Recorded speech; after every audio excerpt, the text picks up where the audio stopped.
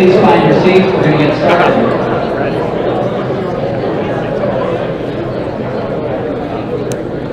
My name is Joshua Palladino. I'm your MC tonight. I'm on the executive committee at the Hillsdale Republican Party, a PhD student at Hillsdale College, and I am so thankful to have you here all tonight. Can you guys believe this? From everyone I've talked to, this is the largest event of the Hillsdale County Republican Party in living memory. This thing is going out of control, and we need to start tonight with Pastor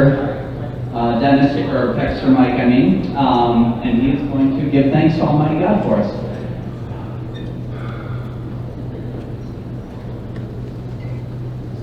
Those that are able to stand.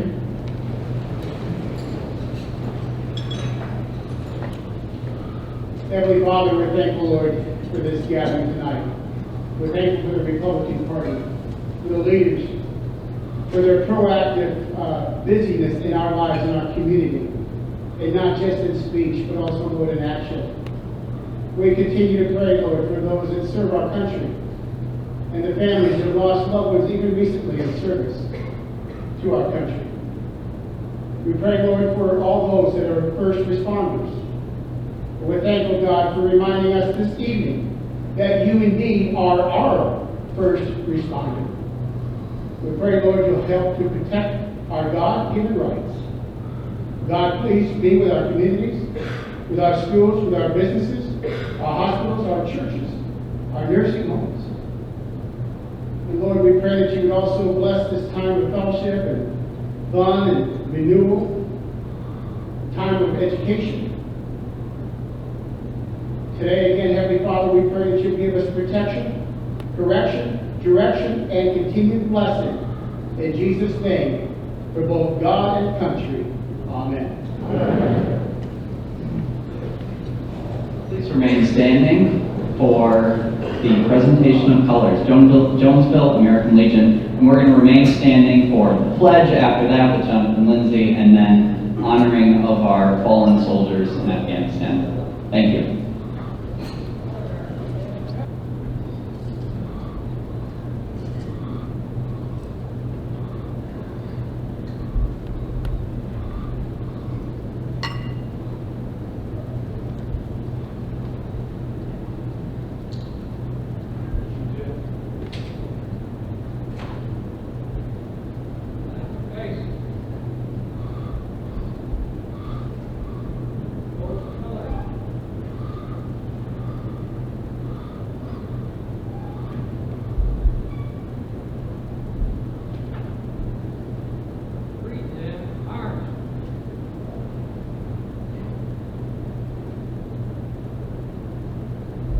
Please direct your attention to the flag and join me for the pledge. I pledge allegiance to the flag of the United States of America and to the republic for which it stands, one nation, under God, indivisible, with liberty and justice for all.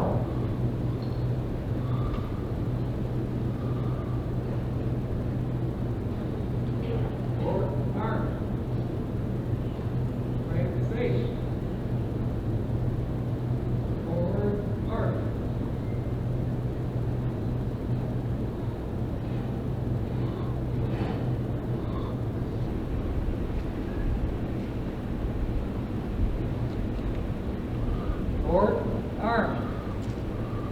Right face. Forward, march.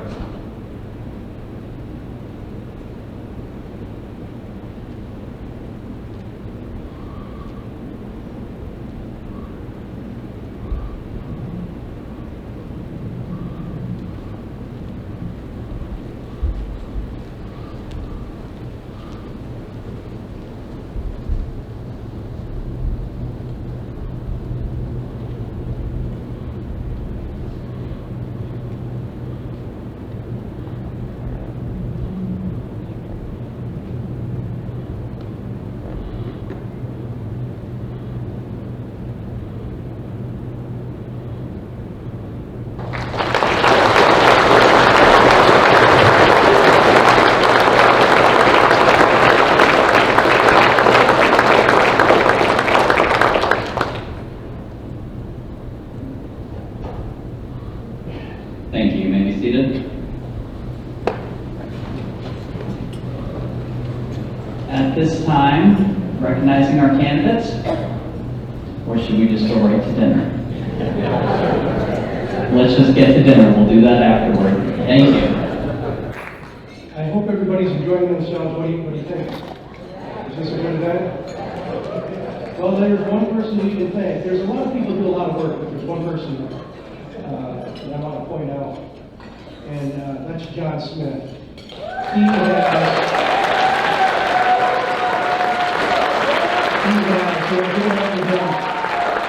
has gone from shore to shore of the state. He puts about 60 to 80 hours in a week just for the Republican Party without pay. And Michelle and his children, thank you, because she's a widow and the kids are orphans in the Republican Party. So with that, when you see him, thank him.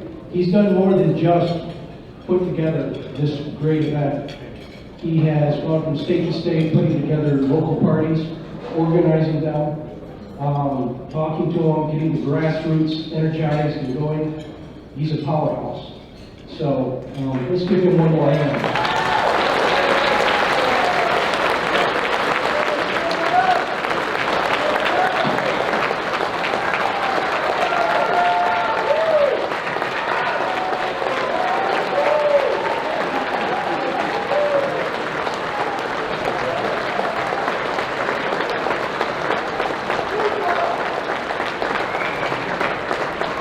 He's pretty modest.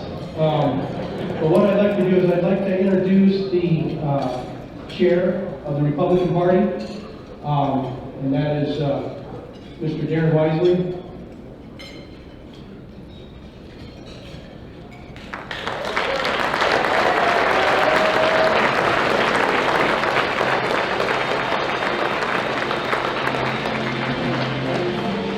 Hey, thanks for coming out tonight, everyone. Pretty cool to have a crowd like this out here, and it shows a lot about what we've been able to do with this party here in just a year. And as Rutan mentioned, John Smith is certainly the catalyst behind it, but we have so many people who are willing to volunteer, put in their time to make that happen, and that's what makes Hillsdale such a special community to me.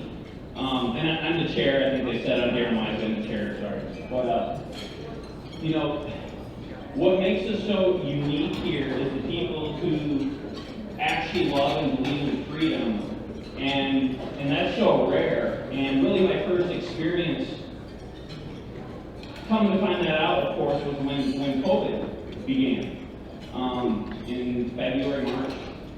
You know, that's when you found out who the frauds were, who was for real, who believed in liberty and human happiness, and who was just all talk.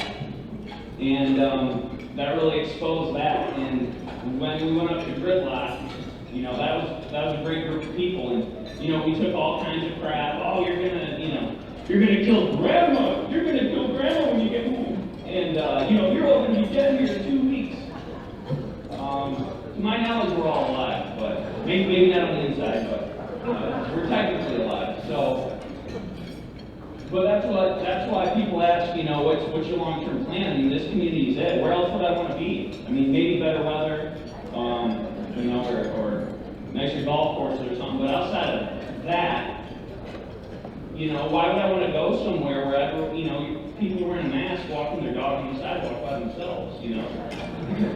So, you know, you guys, you know, I love you guys. I really do. I really mean that when I say it. And, you know, sometimes we have our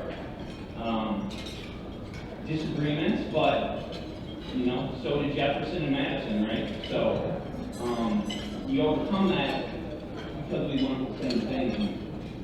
Ultimately, where I want to see us focus as a community moving forward is focus on the local. Federal government is dead and gone.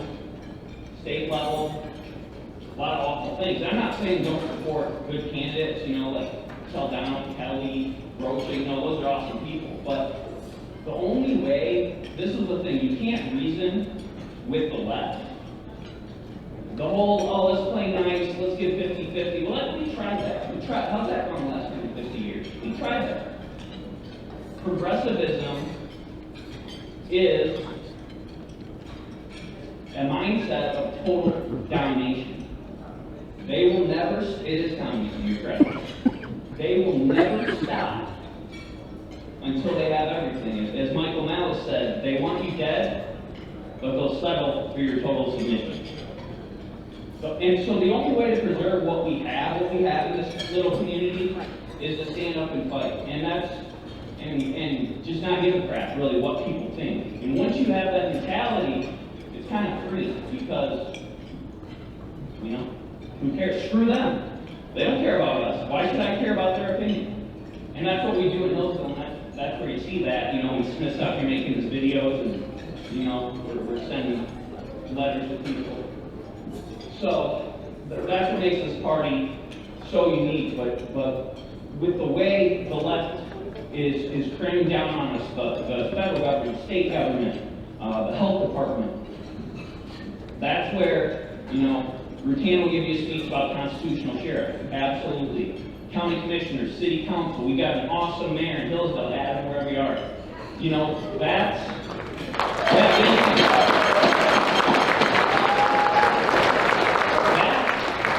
where we come together and we say, you know what, you can do what you want in Washington. You want to teach critical race theory, but not here.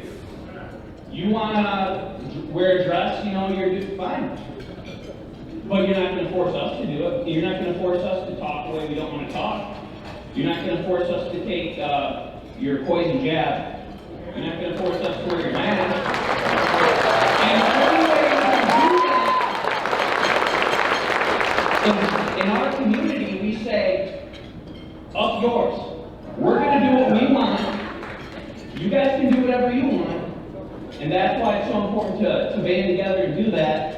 And I'll end here before it turns into a rant, but I just want to say I do love you guys. I thank you. A lot of faces I don't recognize, and that's cool. I'm a lawyer here in Hillsdale, so, you know, obviously shameless plug, you know. But, you know, I love helping people. I love defending liberty, fighting for constitutional rights, but, you know, we're here tonight because we hold certain beliefs and values, but unless we put them into action, this is meaningless. You know, paying $50 for meat or whatever it's like, that's cool and all, but we gotta get out there and do something. We all have different skills, so, you know, some it's running for office, some it's writing. For me, it's posting on Facebook. So whatever your skills are, that was a joke. Whatever your skills are, get out there and do it. And we got to think about our community, think locally and act locally, and that's the real way we can preserve our freedom, because they're not going to take the foot off our throat. We have to remove ourselves. So thank you guys.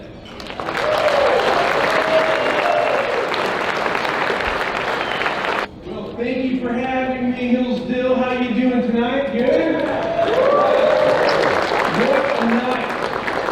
So I want to start first and just say, so I grew up in Hillsdale, Michigan, so if you recognize that Beckwith name, I mean, I'm sorry if, you know, it's been, sometimes people love us or hate us, but I have found that Hillsdale has been a strong, it planted strong seeds in my heart. I'm down in Indiana right now, but we are fighting for liberty and constitutional values down there like never before. And it's because of what has happened in Hillsdale and the seeds that were planted in my heart from my parents and also from this community. And so I want to say thank you for that. So if you don't know me, I'm the son of John and Kathy Beckwith, and so many of you know them. And I want to start first. John Smith asked me to, he said, hey, we want to do something fun tonight. There's been a member of the Hillsdale County Republican Party since 1972 that's with us tonight. Can you get up and just recognize this person and say a few words about this person? So, I think it's the longest standing, if I'm not mistaken, it's the longest standing member of the Hillsdale County Republican Party. So 1972, let's see. Who would have been president? Was that Nixon still? Was Nixon president in 1972? I think it's right? Okay, so this would have started under the Nixon era, okay? This person. And so I want to read a little bit about this person. So many of you know John Beckwith for being a bold, passionate defender of liberty. You probably also know that he's not afraid of a good fight, and that he'll gladly stand up for the things he loves. He'll stand for his nation, his community, his friends, and while having the privilege of calling John a friend is a blessing, it's even a greater blessing to call him dad. Well, he's my dad, not your dad. So, growing up, I never fully understood the gift of having John Beckwith as a father until I was out on my own. I quickly began to see how many of my peers lacked a love for God and country. I started asking myself, why am I different? And then it dawned on me, and I quickly realized that my faith and my patriotic spirit were birthed because I had a father who never stopped teaching me the value of what it means to be a man of Christian principle. Dad taught all of us kids in the Beckwith household that what matters more than anything was that we love God and cherish the freedoms he has given us here in the United States. We knew from an early age that the Beckwith name was synonymous with the phrase patriotic conservative. The running joke within our friends and family groups was that John Beckwith made it very clear to the Beckwith boys that they were to never come home with an earring and they were to never vote Democrat. I can proudly say to this day that I've never voted Democrat. Now the earring story, that's the exciting story for another day. All right, so I got my ear ripped off one day when I came home. But Dad, we just want to say tonight, we honor you. We thank you for being a shining example to the Hillsdale community of what it means to be a bold patriot, a dedicated father, and most importantly, a committed follower of Christ. We love you, Dad. Did you give it up for John Beckwith?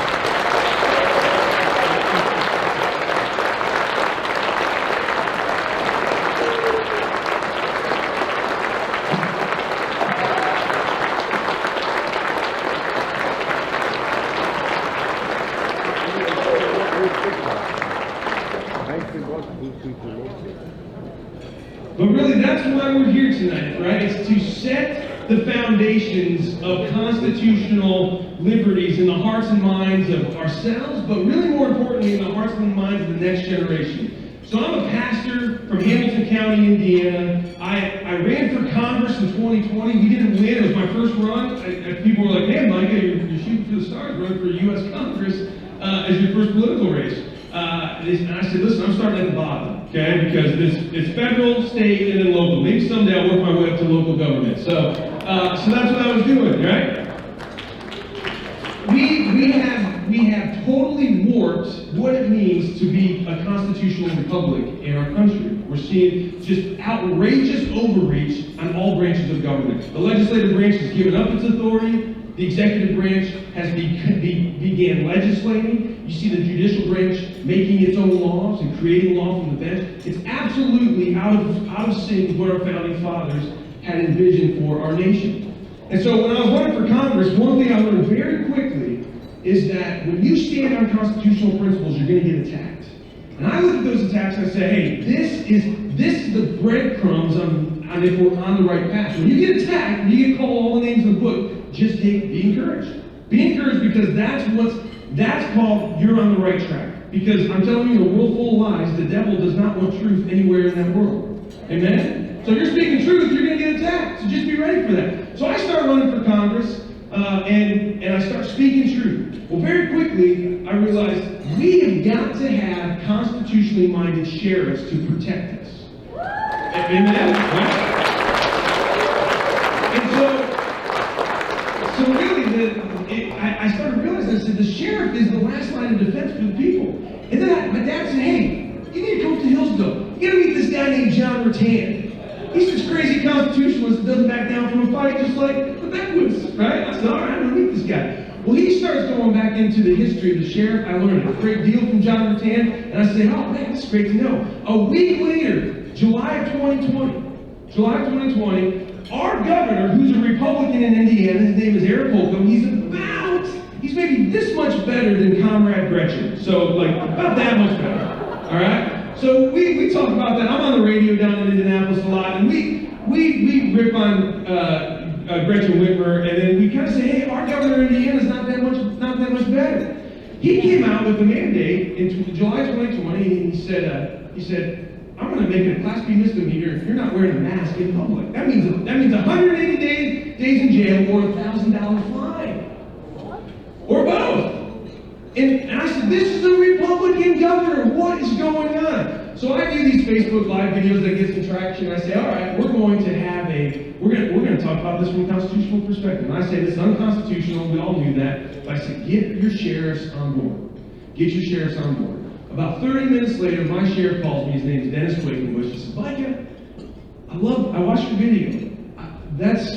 You're right. The sheriffs have to stand up. About 4 hours later, Sheriff Quakenbush puts out a statement from his office and says, I'm the top law enforcement officer in the county. Our governor's not going to do this to the people of Hamilton County. It was amazing. A few hours later, about 20 or so other sheriffs from around the state of Indiana followed suit. The next day, the governor backed down and said, okay, we're just recommending this. Okay? That's what having a constitutional sheriff is all about. Okay? And then the end of the week, this was icing on the cake. The end of the week, Newsweek and U.S. News and World Report ran a story featuring Dennis Quakenbush and how the sheriffs in Indiana stood up to the governor and the governor had to back down. Pretty cool. So tonight, it's my pleasure to introduce to you here on this stage, my sheriff, constitutional sheriff, Dennis Quakenbush. Give it up for Dennis.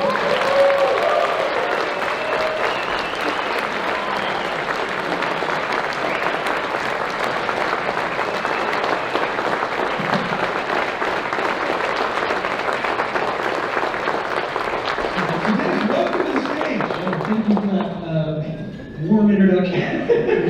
I told Dennis, so what we're going to do, we're just going to real briefly, I just wanted him to share what he sees the value of a constitutional sheriff, his perspective in that fight. He's got a great perspective. I may just ask a couple questions. But the first thing, I just want to say, tell us about what was going through your mind, some of the backstory, when you stood up to the governor, why'd you do it?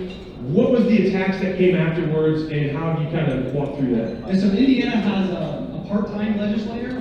I've been in contact with all of our local legislators throughout this process, but they could not call themselves into session. And they really wanted to be. Our Constitution says if the public welfare shall require it, then the governor should call them into session. And that just simply did not happen. That constitutional provision was not used. And you mentioned the mask mandate, but this mask mandate went for kids as young as 8 years old. And I can just imagine us arresting 8-year-old children, bringing them to our juveniles. Matter of fact, that was really my first idea. I have 4 small children. I have 4 boys between the ages of 7 and 12. And I told my wife, I said, I think I'm just going to pull a publicity stunt, just bring them to jail for the fun. If that doesn't send a message and show how really ridiculous this was, I don't know what will. But my legal deputy They advised against it. and we do this. So you issue that statement. You called me after, or I called you after. I said, Sheriff Quakenbush, that was awesome what you did. And you said something that I'll never forget. You said, Micah, I'm gonna need your help. I just made a lot of powerful people really mad today. So tell us a little bit about the attacks that have been coming and why you think that those attacks from your own party. Because you're a Republican, I'm a Republican, we hold to Republican principles, but it was the Republicans that are in power in Indiana, they were the ones that were upset. Yeah, and really this wasn't directed at any one person. I mean, this is just about the process, right? We have our founding documents in place for a reason, and they must be followed. Viruses have been around for a really long time, and we shouldn't give up our freedom and our liberty just because someone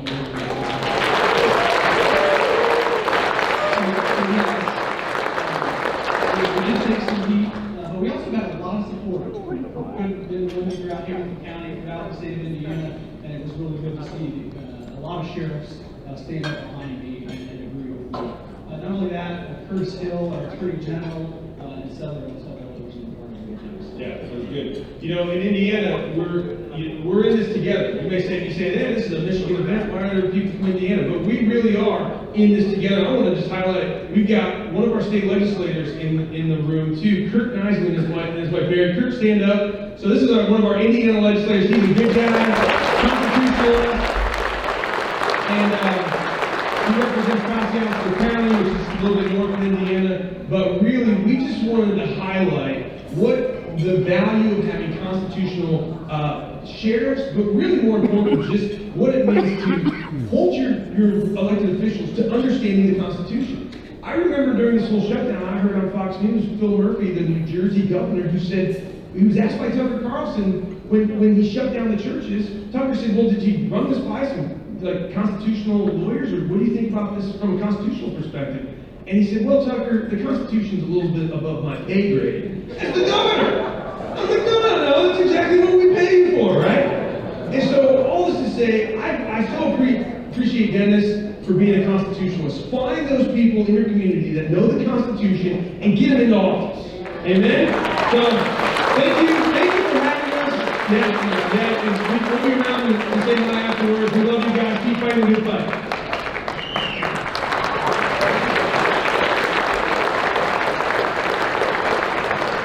Our next speaker is a local favorite. I believe he was the first mayor in Michigan to say, my job is not to tell you to wear masks or close your business or your schools. And we are so thankful for him. Please welcome Hillsdale Mayor Adam Stock.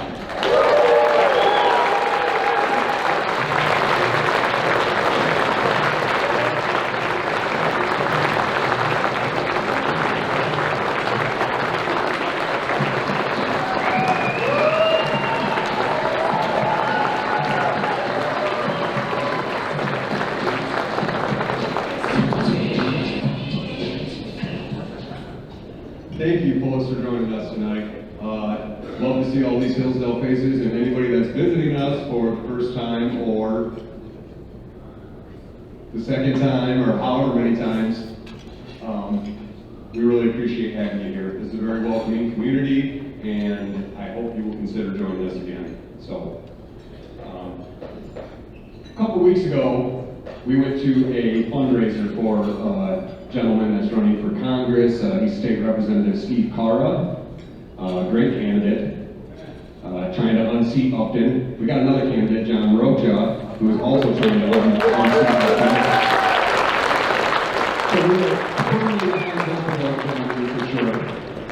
So we went to a fundraiser for him. It was me and Vice Chair Lance Lashway and John Smith met us there. And you guys probably don't know this about me, but Croswell here is a big thing. So I spent a lot of time lollygagging outside. It was a beautiful property. There was a nice pond, and I chain smoked, so I was out there smoking half the time. And I'm sitting in a rocking chair, and this lovely couple from St. Joseph County comes up and they say, "You're the mayor of Hillsdale, right?" I said, "Yeah." And they said, "I got a question for you. How come all you Hillsdale guys always wear black?" I thought about it for a second, and I wanted to give her a clever answer, of course. So the first thing that popped into my head, I said, "Well, it's because we're all outlaws," which is true. You guys know Hillsdale. Well, then Lance came outside and I was telling him the story, and he said, "You should have told her it was because we were in mourning for our country and for the Republican Party." And that stuck with me. Before I get going, I have one question for all of you. When they come for you, what are you guys going to do? That's what I wanted to hear. Very good. But before you can answer that question, you got to know who they are. They're not going to come in hats crafted to look like female reproductive organs. They won't have Black Lives Matters t-shirts on, and they're not going to have Antifa masks. They're going to look like that guy over there, or they're going to look like me, or they're going to look just like you. They're going to come like they come every 2 or 4 years, asking for your money and asking for your support, and they're going to say, "If you just give us 2 more years, or if you just give us 4 more years, or if you just give us the majority in the House, or if you just give us the majority in the Senate, We'll protect you. We'll fight the radical Democratic agenda. It'll be the same lily-livered men in suits that we've been electing for years. The same people that we gave a supermajority to through the Trump years. Same people who we gave a supermajority to through the Rick Schneider years in the State House and the State Senate. Same people who will tell you that they're for small government and turn around and real government at every single opportunity that they have. Same people who brought us to this exact moment in time that we're at right now. How many like where we're at right now? No, I don't so much. You guys ever seen No Country for Old Men? It's a great book, a great movie too. What's Anton Chigurh say? If the rule you follow brought you to this, of what use is the rule? Well, if the road we've been traveling has brought us to this place in time that we're at right now, then what good is that road? And these people, these same people, they want us to keep walking down that same road over and over. Behind them, in front of them, by the way, when it suits them. But the destination only means trading our children's chance at liberty and happiness and prosperity. Where they're the only winners because they're the only ones that really matter. I honestly don't know what I'm going to do when they come for me this next time, but I do know one thing. I'm not going to go with them willingly anymore.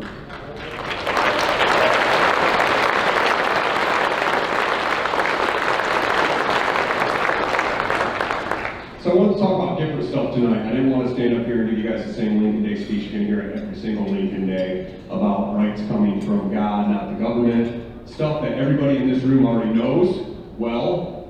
And I get it, sometimes we need a reminder of that stuff, but I want to talk about different things. First of all, because this year is different. I think we all recognize that this year is different. We're in a different time. Secondly, because Hillsdale is different. We're proud of that. And 2020 showed us anything, it's that, I believe Darren mentioned it, and I believe Micah mentioned it. It's that you really can carve out a spot for yourself. You can draw a circle around yourself, or you can draw a circle around your city, or you can draw a circle around your county, and you can say, not here. We're going to do things differently here. Thank you very much. The other thing that 2020 showed us is there really is no difference between Republicans and Democrats in Lansing.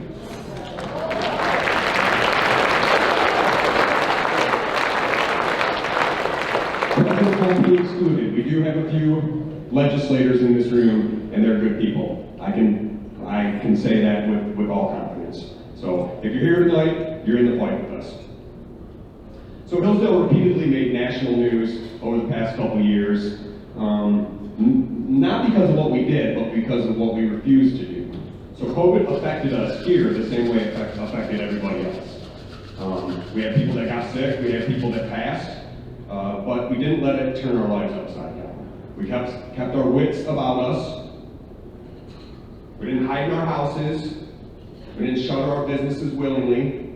Some of us did. But that's okay because you're free to hide in your house, microscopic organism or not. I do it myself sometimes. You're free to willingly ruin your small business yourself if you want to. I see people do it every single year. You know what it's like to carry a big stick with you everywhere you go?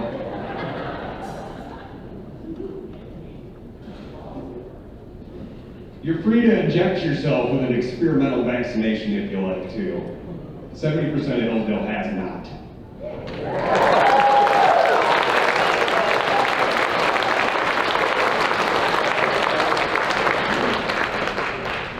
And that's okay.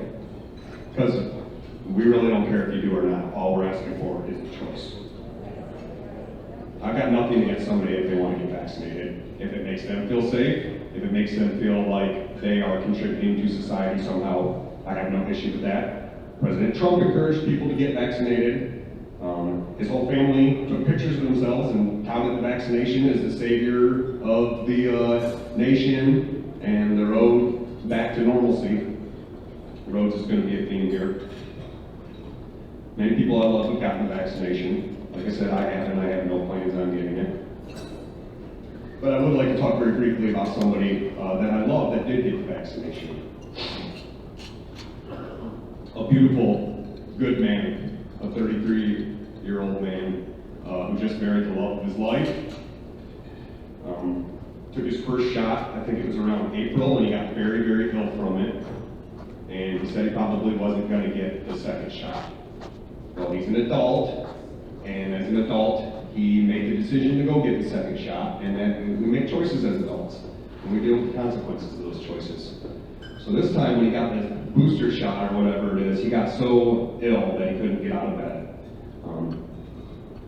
It turned out that he had some sort of latent sickle cell gene in his body that the vaccination activated, and within a month and a half he was dead.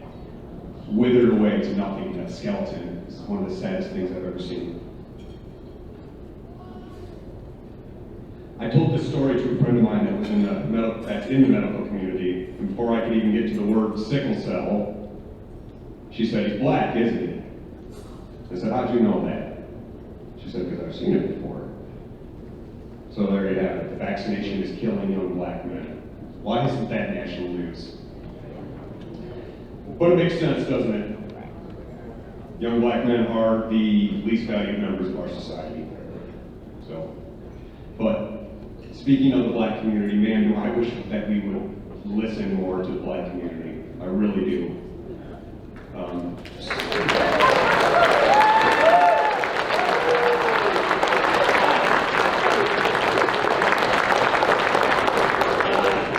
60 years ago, men like Malcolm X, which Malcolm X was a conservative, by the way. All the civil rights leaders were conservatives. Didn't believe in social programs, believed in lifting yourself up by your bootstraps. Some of them were a little more aggressive than others, but 60 years ago, men like Malcolm X were saying, "They're trying to kill us. Look at our communities. There's a gun store on every corner. There's a liquor store on every other corner." And a lot of us shook our head and said, "No." The black community knew about conspiracy theories long before we ever did. Who in here knows about Tuskegee experiment? They purposely allowed black men to suffer from untreated syphilis. They told them they had bad blood, and they denied them penicillin. Not for any good reason. That's not a conspiracy, by the way. That really happened. Just to see what would happen. How about crack cocaine? The CIA, our intelligence community, created, manufactured, and injected crack cocaine, the most addictive drug known to man in the history of the world, and injected it into black communities, just to see what would happen. That's not a conspiracy either. That really happened. I'm sure 25 years, or 30 years, or 10 years, we'll find out the same case. It wouldn't surprise me one bit. Any strong leader that might inspire young black men, Malcolm or Medgar or Martin or even Tupac, murdered, killed. Law enforcement says angry lone gunman or baloney. The point I'm trying to get at is that I'm starting to see parallels.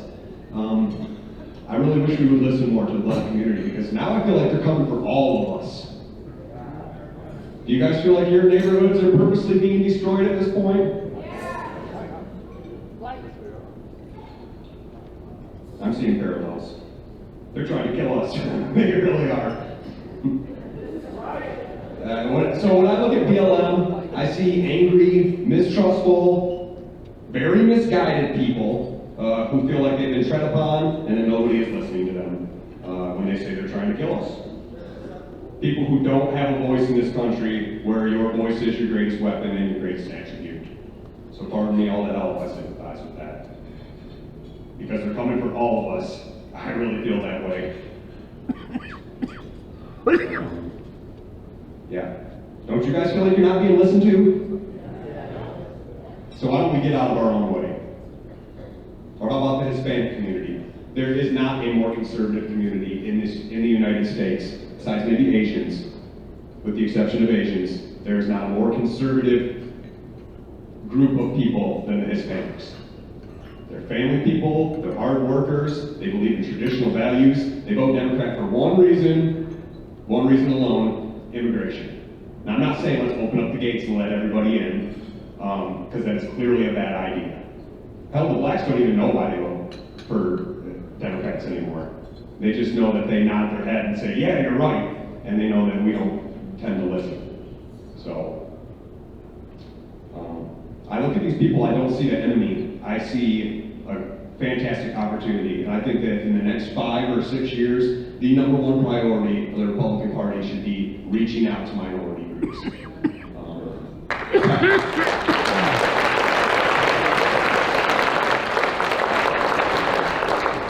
Listening to them, engaging with them, explaining the American dream to them, and explaining why they've been left out of it largely.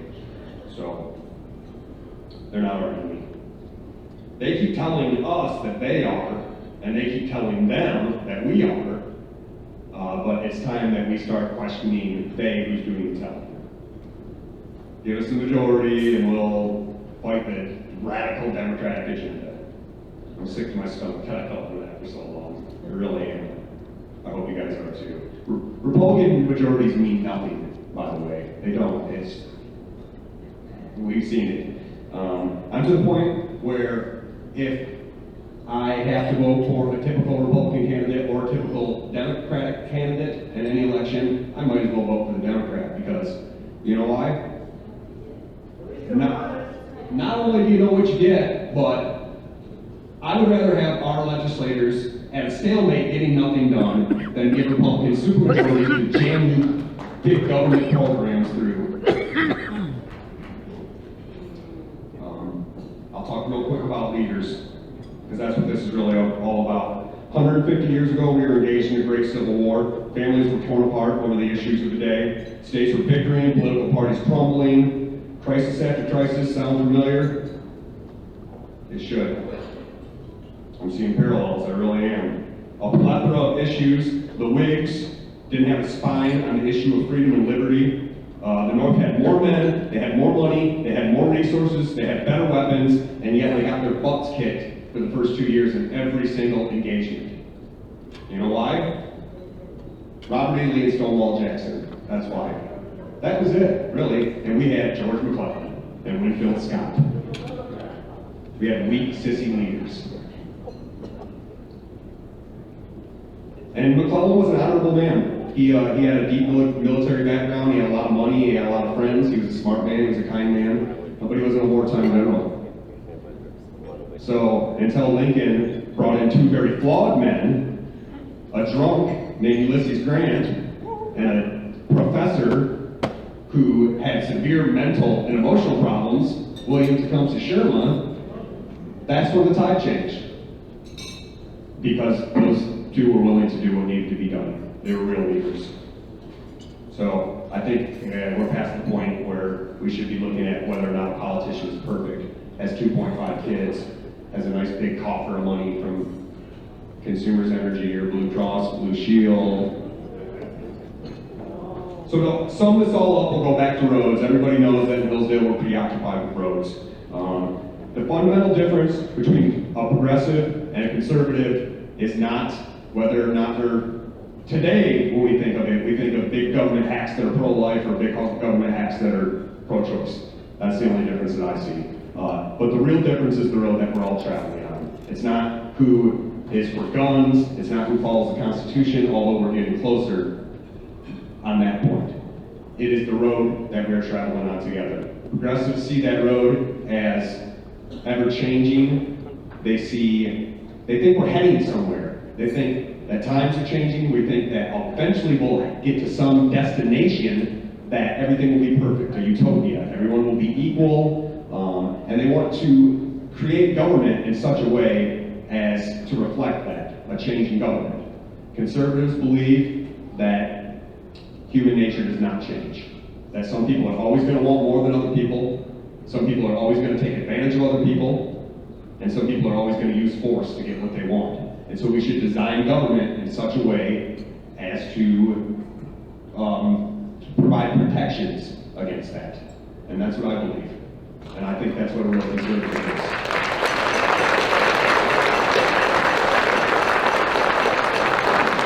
So for conservatives, the road's going in a circle.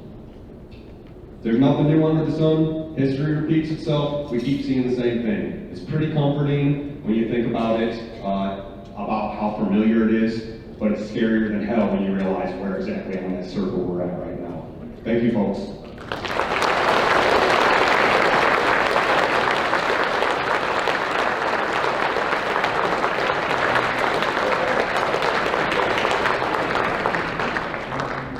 Please join me in welcoming tonight's keynote speaker, the founder of Project Veritas, one of the few remaining organizations in this country that conducts journalism. James O'Keefe.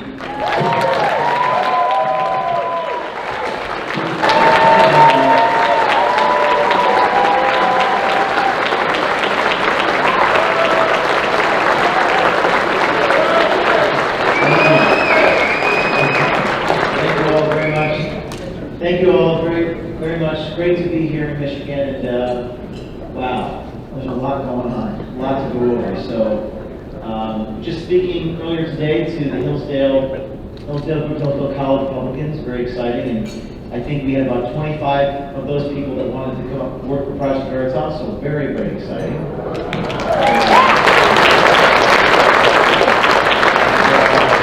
So it's great to see all of you here today.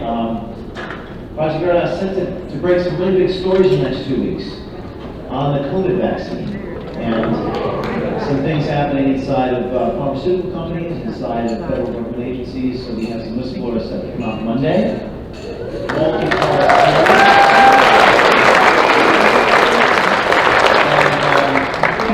It's very exciting. So as you can see, our motto, be brave, do something. We ought to do something about the problems in our society, and I think it's a very unique moment in history. I think people are stepping up and standing up and activated like never before. In the last week or two, we received some 10,000 messages from people inside everywhere saying, give me one of those cameras, and willing to lose their jobs for the public's right to know. So I have some videos I'm going to show you today. And it's pretty powerful. People are willing to risk losing their job for a cause greater than themselves. And that happened in the beginning, once a month. 10,000, 20,000, 50,000 people are willing to do it right now. It's very inspiring to see people activated. Something that maybe many of you don't see as much as we see at Project Veritas, but there's a lot going on. The last story that we've done is start with some play some videos and take you through a few of our big stories, and some of these things maybe most of you have seen, not all of them. But this was another thing that happened recently. It's very inspiring. It's a teacher in California who had an Antifa flag on his classroom wall. And we got this picture through a tipster, and we sent an undercover reporter to meet with this teacher who is wearing a shirt with a hammer and sickle on it. And we filmed him saying he's trying to turn his students into revolutionaries. I'll play a few clips and then talk about the school board meeting. I want to make a big session for revolutionaries. How do you do that? How do you be scared about that? Sacramento is an organization that is under the banner of Antifa is very loosely organized, right? So that, yeah, when there's like right-wing rallies and stuff, I mean, she'll create an opposition force. Yeah, really connect to some of these organizations. I won't count there, but this teacher is bragging about how he sends students out to get extra credit to go to Antifa rallies. Now he thinks he's talking to a parent, which is even more ironic because he's bragging to a parent about how he wants to F with kids. But what's remarkable about this teacher is that the principal and the superintendent knew about this teacher, saw the flag on the wall and did nothing. But after I went to the story and confronted this guy, now what's interesting about the confrontation, we always ask these people for comment. They didn't want to talk to me, so I confront them in the street, is that he said that we were making him feel uncomfortable. When in the tape, he says, I want to make students feel, he says, I want to make students feel uncomfortable. So what do they feel? Well, they should feel uncomfortable. Gabriel, hello, how are you? I am a journalist with Project Veritas. Nice to talk with you. Don't mind I mean, the guy's wearing a hammer and sickle shirt. You can't make it up. we are recording, but I think you're going to be more interested in what I have to say here. Well, I think that there's been a lot of uncomfortable... I don't feel comfortable with this, he said. So this happens, and then there was this amazing school board meeting. I don't know if you've seen this. Some of you have, many of you have not. This is maybe the most amazing thing I've ever seen at Project Veritas. People were so upset, parents were upset, and the parents were not, they were from all walks of life. They were salt-of-the earth people, not Republicans or Democrats. They're just enraged about their kids being abused by this teacher. Play a few clips from the school board meeting, which is we live streamed this on September 1st from Sacramento. What has been exposed about April 9th by Project Veritas is exactly what I was concerned about happening at Babcock Elementary, Twin Rivers Unified School District, whom was and is not allowing parents or guardians on campus. As educators, your job is academics, not morals, not values, religion, political ideology, or anything outside of academics. We have 24 Sacramento students who are abandoned in Afghanistan. You guys are sitting here saying you have somebody preaching communism on paid leave. Do those lives mean nothing to you? We had parents stand up and be indignant in this school board meeting, very powerful. You have the men in blue here to protect you guys. They should be knocking on that door, arresting that man. I have nothing but respect for these men in blue, as much as all these people do. I want to ask for your resignation. You don't deserve this job. There's many people in this room that can do your job 1,000 times better. I got this video this morning, and let me tell you, I'm not shocked. Why? Because there's another teacher right down the road at Leroy Green Academy who did the same thing to my son. Because you're going to see another video as soon as they get to talk to me. I promise you that. And this is probably my favorite moments from the school board meeting. The second thing is, the reason why my daughter is standing behind me is because my job as her parent is to protect her from anybody that has ill will towards her. So being that this is her first year at this high school that is world renowned and everybody knows about this school, is so perfect and everybody does everything right, the first time my daughter tells me, and she goes against my wishes, to come out of the classroom that's destructive to her well-being, I have an issue. I am very articulate. My children are very well read. They speak their opinion. They make sure that they are clear in what they do and do not like. And for the fact that my 17-year-old daughter had to come to me and said, "Mom, you don't understand. Let me explain. This means that in 2 weeks, in 13 days, he was allowed to change my daughter's mind about some fascist crap." Now, what you're going to see is that these moments are inspiring, because there's just one teacher, right? Oh, that's just one guy. Well, they effectively said that he'd be fired. His classroom was cleared out. By the way, it's very difficult to fire a tenured teacher in California, but he was. And you know what? That's one. And one begets two, and two begets four, and hopefully we have 1,000 of these school board meetings around the United States. And people become enraged.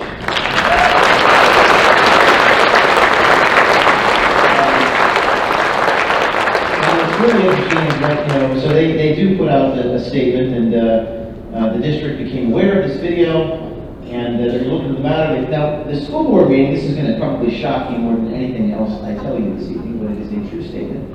School board meeting, all the hundreds of parents show up, indignant. The day after we release the video, the school board meeting occurs.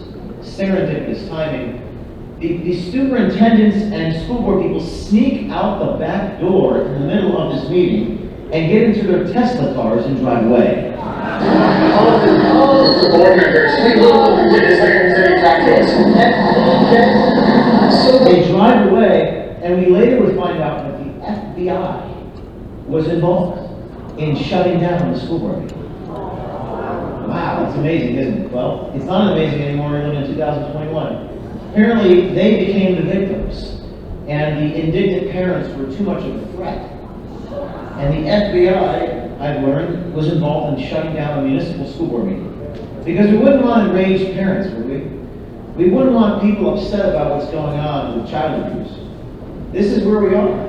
My job, I think, is to define reality for you, and it is an ugly reality. But I am hopeful for reasons I will get into. So that was really, in my opinion, one of the most amazing moments of Project Veritas. We do undercover journalism at Project Veritas. We've done many investigations over the last decade. Many of you, there's some photos of me dressed as all different types of characters. There's the Acorn Pimp. You may have heard of that one. I'll get to that one in a minute. Investigative reporting, I believe, just talking to a PhD student here at Hillsdale earlier, I believe the country is in a state of sclerosis where solutions are beyond the electoral process at this point. I don't think that elections are going to solve the problems that we face. I think information and reality finding and exposing is the only thing that, for lack of a better word, communists actually fear. They fear being exposed. And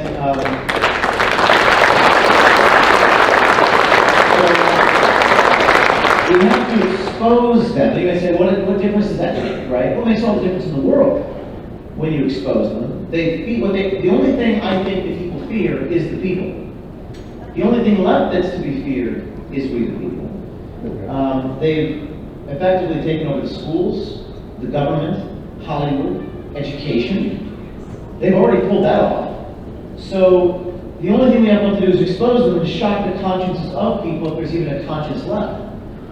So with Veritas, what we try to do is empower people by equipping them. And in the last 2 weeks, we've had these thousands of people reach out to us, which is very inspiring, and we're equipping them. And we try to shock the conscience of people by testing and affirming what is shocking. Is it shocking when a public school, high school teacher says that the Soviet Union is great and I'm going to give you extra credit to go out to Antifa rallies? Does that shock anyone? Apparently still does. People before have done this. Upton Sinclair did this 100 years ago. He was an ideologue, socialist to be exact. History remembers him fondly. You had a guy, Gunther Wolf in Germany, went undercover. All of these guys were ideologues, effectively trying to advance a socialist ideology, but they believed that to transform the world we had to describe reality precisely. And that is our mission at Project Veritas. So how do we do that? Well, how did it get started? That's what everyone always asks me. How did you get started? What happened to you, James O'Keefe? To make you the way, something must have happened. There's something odd about you. Maybe I am odd. But I was in college about 15 years ago, and I decided to engage in behaviors to get them on videotape being who they are. So one of the things I did first, I think this is the first video we ever did, was go undercover as an enraged Irishman and say that Lucky Charms cereal offends me because of the Irish leprechaun in the front cereal box violates the Rutgers University speech code against defamation and harassment. And the hardest part about this undercover video is keeping a straight face. As a student at Rutgers, he became fed up with political correctness, especially about race. So on St. Patrick's Day 2004, he met with an administrator to demand they stop serving Lucky Charms cereal with its Irish leprechaun. Those that, here at the dining halls here, others serve Lucky Charms. And we think that this promotes negative stereotypes. You feel that he's portrayed as I think he's portrayed as little green, cladded gnome. And this is really, as you can see, we're not all sure. We have our differences. Like I said, hardest part, keeping a straight face. But we cited the university's policies against speech. The speech codes effectively say you can't offend anyone for anything. So I just quoted the speech codes. And to interject quickly, the university's policy against verbal assault, defamation, and harassment starts off by saying that intolerance and bigotry are antithetical to the values of the So Rutgers University temporarily agreed to ban it.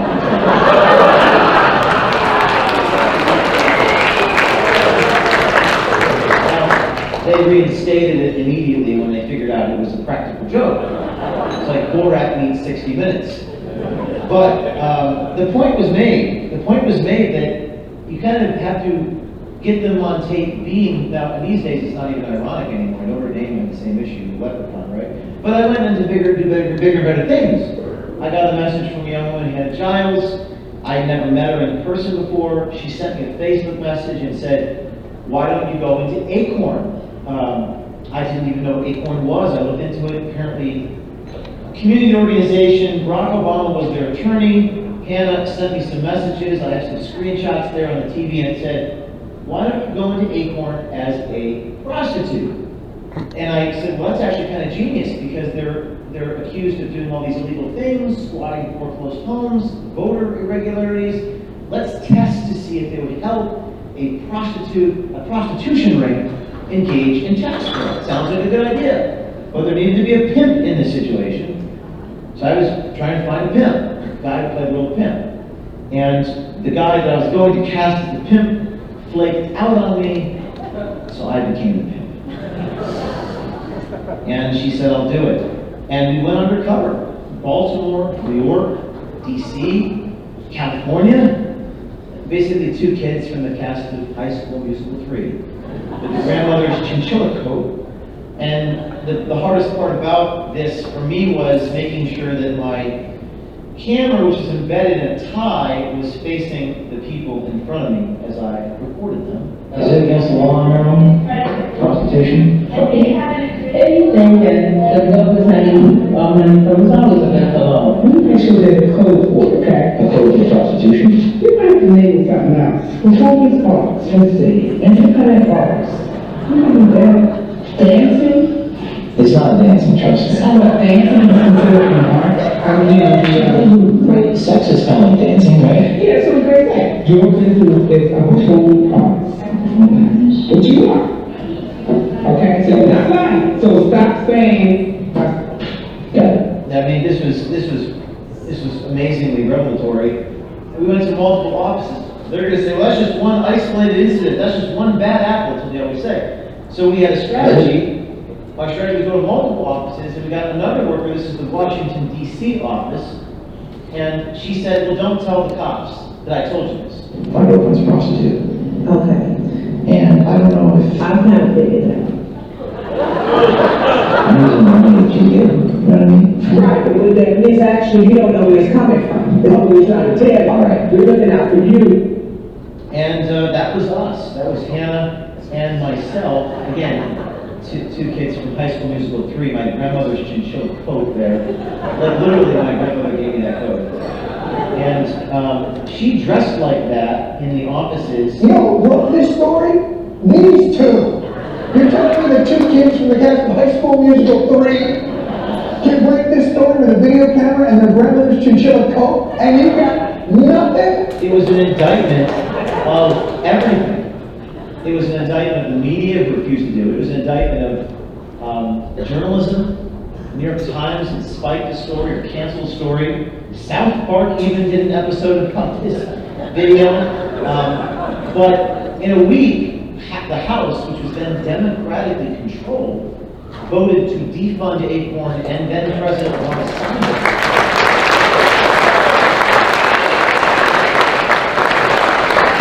You might say, well, but they're going to reform in different things. You're right, they do. They always have, they always will. But it took young people with no access to political capital and no money. We had no money.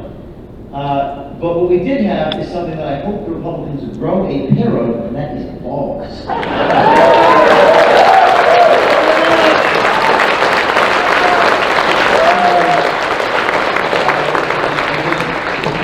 Huevos for the females. Yeah, I always get someone James. All right, so I'm going to show you some more videos. This is another one we did. This is last year. I just want to show you some highlights just to kind of inspire you, because I think exposing them is what matters. I really believe this. If we were to expose everything inside the back doors of campaigns, judges, the Justice Department, education, it would change everything. I really believe that. And if you disagree with me, I would challenge you to, what will change things if not that? So this is inside the Bernie Sanders campaign. This guy's going to tell you how great gulags are. There's a reason Joseph Stalin had gulags, right?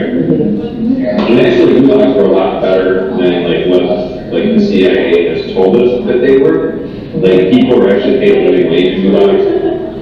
They had conjugal visits in gulags. They had conjugal visits in gulags. Gulags are meant for re-educating. Gulags are actually meant for like re-education. It was like for like enemies of the state to like learn how to not be enemies of the state and to learn like the value of like a hard day's work, right? Like, I mean, this is unbelievable. And he's saying the quiet part out loud, and that's he sort of has a resemblance to a certain song, doesn't he? They talk about me a lot. This is actually one of my favorite moments. I showed this earlier today. Sometimes people are so aloof. This was in the campaign of McCaskill, and they were caught on tape saying some things they shouldn't. And they talk to our undercover people like they're not talking to Project Veritas. I love this. You ever heard of the Veritas Project this year? Like the one on the door. The what? The Veritas Project, or Project Veritas? No, what's that? It's basically a Republican spy group that likes to go into places and try and just like record people doing stupid.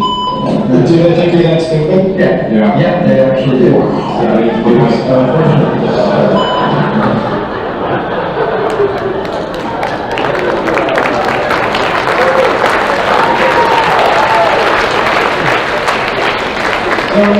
then people say, well, but they're going to become wise to you. They're not going to do anything fraudulent because everyone's going to think everyone's wearing a camera. And to that I say, good.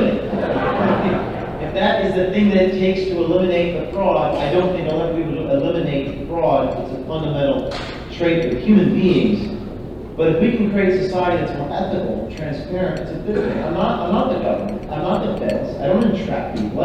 I can't make someone say something. I can only record what took place. What was remarkable about these people is they have no sense of decency, ethics, law. 1984, which is a great book by George Orwell, which you all should reread again this year. 1984 was the year I was actually born, and this clip is a great example of Orwellian doublethink. This guy is a political operative who says that we need to lie, cheat, and steal to win. 2020 is a political revolution. I am going to do everything morally acceptable to win. I will lie, I will cheat, I will steal, because that's morally acceptable in this political environment. I will lie, I will cheat, I will steal, because that's morally acceptable. It's ethical to be unethical. It's moral to be immoral. We have to win using any means necessary. This is the philosophy. And what's disturbing is that there's an increasing number of people in this country that believe this. Genuinely. It's completely irrational. But this is what these people believe. And as usual, we confront these people, and it's absolutely hilarious. Why do you think that's morally acceptable in this environment, to lie, cheat, and steal? Yes, I will lie to people who lie to us. I will cheat people who cheat us. I stand by everything that I say. He might be the first person ever that stands behind everything he said. Most people say they didn't say what they said. Well, how do you cheat? What type of cheating are we going to be doing in this election? I can't answer that question. That one he can't answer. So this is the quote in question. Freedom is the freedom to say that 2 + 2 make 4. If that is granted, all else follows. In other words, to record reality, the right to record reality. I was banned on Twitter because I quoted someone at CNN. That's why Jack Dorsey banned me. It's not something I said, it's something the CNN guy said. So they're trying to take that freedom away from us. The freedom to not just tell the truth, but show people in their own words. I'm going to fast forward that CNN clip. This is the thing that got me banned on Twitter. Charlie Chester at CNN. Maybe the most shocking expose we've ever done at Project Veritas. This man was a control room director. He's still working for CNN. And he says that we got Trump out. If it wasn't for us, Trump wouldn't have left office. Listen to this. I know many of you saw this. If it wasn't for CNN, Trump would not have got voted out. I think we got him for the year. You know, it's your job to him, Johnny. Him and easy interchange, and like, it's like you take him as a young geriatric. You were trading something that we didn't know anything about, you know. So that's, you know, so I think it's about, you know. Look what we did. We got from that. I am 100% believe it. What did you say then? I don't know that Trump would have gotten good. Our focus was to get Trump out of office, right? Without saying that that's what it was, right? My question is, why do you want to hide that, Jeff Zucker? What, I don't mind if you're a political action committee or an arm of a political party, but why would you not want to say that's what your motivation is, right? Investigative reporting, in my mind, is about making public what people want to keep a secret. Information the public has a right to know. And the fact that the tech companies prefer CNN and the New York Times and their algorithms is, I don't understand it. It's not so much that CNN has power, it's that Google and Twitter and Facebook give CNN power by preferring their content in the algorithms. COVID, he says, well, that's just about people dying because that'll increase our ratings. COVID, gangbusters are great. COVID, gangbusters are great. And that thing you see on the screen with all the numbers, that's about fear. Because, and this is, I think, the most true statement he made, perhaps the one that's most important. He said, fear sells. We need to make sure everyone is afraid.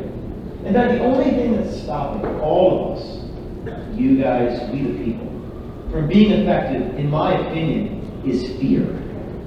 That's the only thing. People are so afraid. I don't exactly, I guess I understand on one hand. But they get it, but don't take my word for it. Let me quote him. We should go out the content with Deadpool inside. Let's make it higher. Like, why isn't it high enough here today? Like, can we make our point better if it was higher? We want it to be higher because fear drives ratings. Fear really drives. Fear is the efficiency rate. It leads. Fear is the thing that keeps you tuned in. Fear. Fear of COVID. Fear of something happening to you and your families. So that's the bad news. The good news is the 10,000 messages that we've received in the last 2 weeks from people inside of HHS, from inside of the military, current military people reaching out to us, people inside the FDA. I think people are letting go of their fear. That's what I see, increasingly. But as long as people are afraid, people like that call the shots. Politics is downstream from culture. Culture is the media. Culture is downstream from data. Data is big tech. And the only way we can destroy that oligopoly is to expose reality for what it is. The CNN whistleblower who recorded some of this was a current employee contractor at CNN. Explain why he did it. I decided to wear the camera because I didn't see any other option. When I came to work at CNN, I mean, it was my dream job. And that dream actually just turned into a nightmare. Imagine 10,000 people like that being willing to give it all up for your right to know. That is what is going to happen. Stay tuned.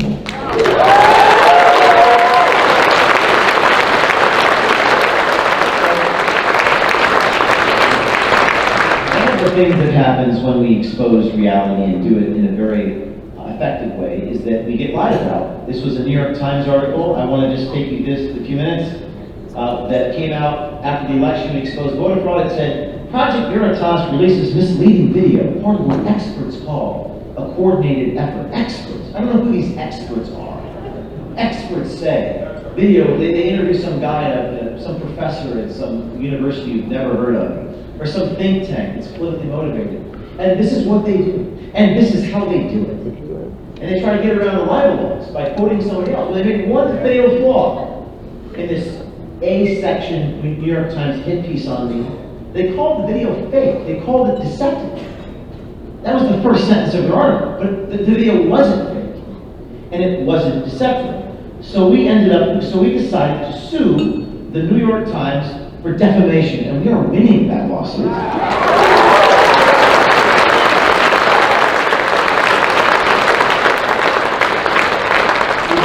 Told us it couldn't be done. In fact, I think there's only a dozen or so people since 1964, that's the New York Times versus Sullivan case that established the actual malice claim of public figures like myself.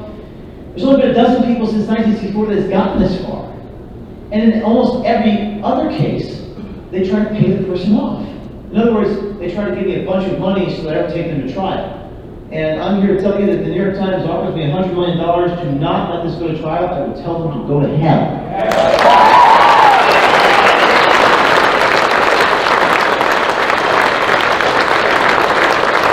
Because it's not about the money money to me and my colleagues. It's about justice. It's about exposure. It's about something money can't buy. It's about getting them in the deposition room under oath for 10 hours and asking them questions. Questions they will not be able to answer. And litigation is tough, it's hard, it's expensive. This lawsuit stems from a Minnesota video we did. People say, there's no voter fraud. Well, there is definitely voter fraud. It's a question of to what extent. I can tell you there's voter fraud. This is in Minneapolis. This is a Minneapolis man in 2020 bragging about harvesting ballots, which is a crime. It's a state crime. Listen to this. Numbers don't lie. Numbers don't lie. Ujeedda gaariga waa buuxaa, waxaas waa absent ballot sarkaya. So ujeed. 21 still hustling. He's bragging about hustling, collecting all of the people's ballots. It's illegal to have more than 3 in your possession in Minnesota. We released a video that was so egregious and so self-evidently criminal. You could see the ballot harvester's face. You could see the voter's face.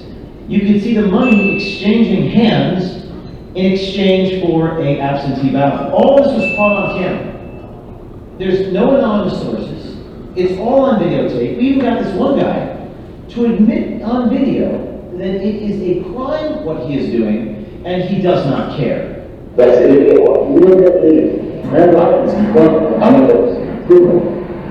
This is a federal felony. Now, did the Attorney General of the United States prosecute this? Did the Attorney General of Minnesota, Keith Ellison, prosecute this? No! The New York Times put out a piece. See, this is what they do, and it's very important to understand how they work, because this is what we have to effectively bypass, and I'm going to show you how we did it. The New York Times, in an extraordinary statement, said I was, quote, making claims without evidence. I mean, it just shows you a guy on tape committing a criminal act. The New York Times never shows you any evidence. They ask you to trust them by virtue of their own decree that they should be trusted. So we sued them for defamation. And this is what the judge said in the motion that we won in the Supreme Court of the state of New York, saying the New York Times engaged in deception and disinformation. The articles that are the subject of this action called the video, quote, deceptive, but the dictionary definitions of, quote, disinformation and deceptive provided by defendant's counsel certainly apply to Masters and Shu's failure to know that they injected their opinions in news articles as they now claim. They injected their opinions in news articles in the first sentence of that article in the New York Times. So we are going to go to depositions, and for those of you who don't understand what how a deposition works, I've been deposed many times. I've got nothing to hide by the way. I love depositions. I welcome the inspectors into Project Veritas. We don't have anything to hide. They have something to hide. And when you're in a deposition, when they're in a deposition, you get to see the buffoonery and the Orwellian doublethink come alive. This is one of my favorite moments from one of the people that sued us. We deposed her. This was a Hillary Clinton operative from 2016, and she was called out by one of our attorneys. Watch this, and as you watch it, imagine you're watching a New York Times recording. Did you hear the statement, have you been to the rape bar? I did. Who said that? That was me. Okay. Did you eventually publish a video of these events? I published a video of events that occurred earlier that evening. So you edited out these parts where, these first 2 parts where you and Brian Clayton were confronting these moms. I object to your characterization of my actions. Okay, well, you're not a lawyer, so your lawyer's here and he'll object for you. So what I'm asking you is... Well, I disagree with your characterization of my actions. With which part? That I edited anything out. Oh, okay. So what did you do that these parts didn't make the video? Well, so it's called editing. So this is the irrationality, right? The doublethink. Come alive. I guarantee you the New York Times reporter is going to have a nervous breakdown in that deposition. So why didn't you reach out to the guy for comment? Your ethics policy says you should. Why didn't you reach out to him? There's nothing they can say to that. The New York Times got the facts wrong, and they admitted it in the answer to our lawsuit. They were required by law to answer our complaint, and they did. And they said they got the facts wrong. They still haven't corrected the article. That's if I did that, I'd be rightfully crucified. Now, why this matters is because the media has the power in this country, and we have to fight back, and we are fighting back. There's a lot of brave people that have come forward within Project Veritas, releasing, this is one of our favorite insiders, Eric Cochran from Pinterest. He was our first whistleblower. He was describing that there's a choiceless choice. This is what everyone's facing right now, especially the vaccines. Thousands of people telling me, I'm going to get fired from my job, and a lot of them saying, quote, I will not comply. It's a common thing I'm hearing. I will not comply. For them, they have no choice. 3 years ago, Eric Cochran had no choice when he blew the whistle on Pinterest censorship. To me, there's no other option. I could go through life, and I could live in the comforts of life, and then I'll just hold actions. No matter what I lose, it'll mean something after I'm gone. That was a Pinterest engineer. This guy was a Marine veteran whistleblower, and he was blowing the whistle on the U.S. postal system. He had exposed some ballot fraud in Pennsylvania, and the FBI, or should I say, former FBI agents went to interrogate him and coerce him to change his testimony. Thank God he had a recording device. Listen to this. I'm not, well, I am trying to twist you a little bit, because in that, believe it or not, your mind will kick in. I am not scaring you, but I am scaring you. These federal employees whose whole mission it is to unroot fraud is now effectively an intelligence operation targeting all of you.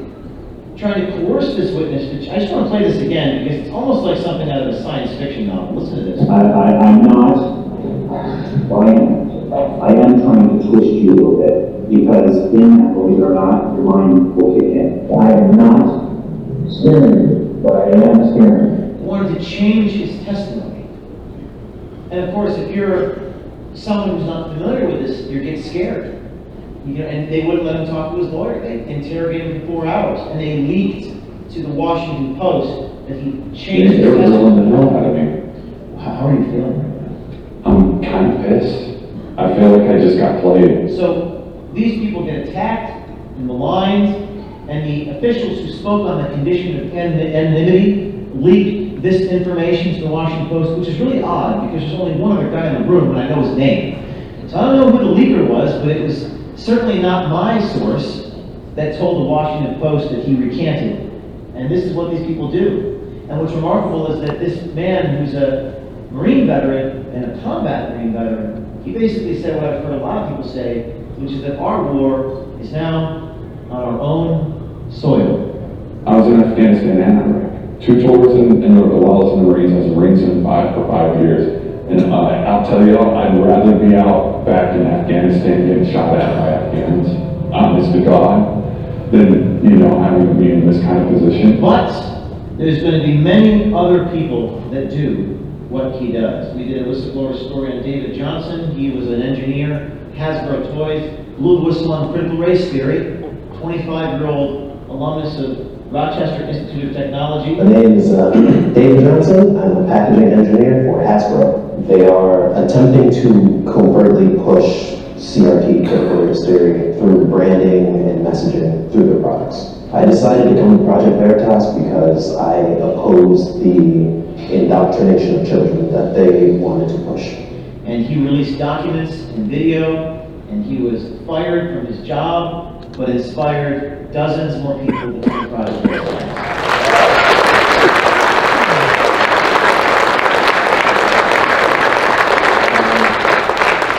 There's a lot more I can show you. I think what's going to happen next is, this is a difficult thing that we're doing. It's not easy.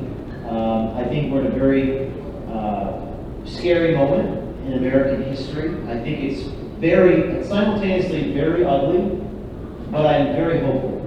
And what I envision is going to happen is that the people are going to be very activated. They're going to rise up. They're going to step up. 1 becomes 2, 2 becomes 4, 4 becomes 8. Hundreds of people.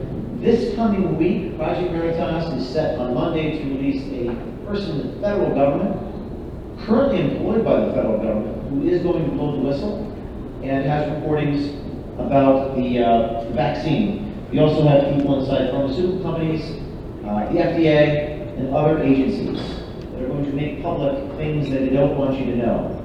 And we believe that this might actually have the power to change things. It's important to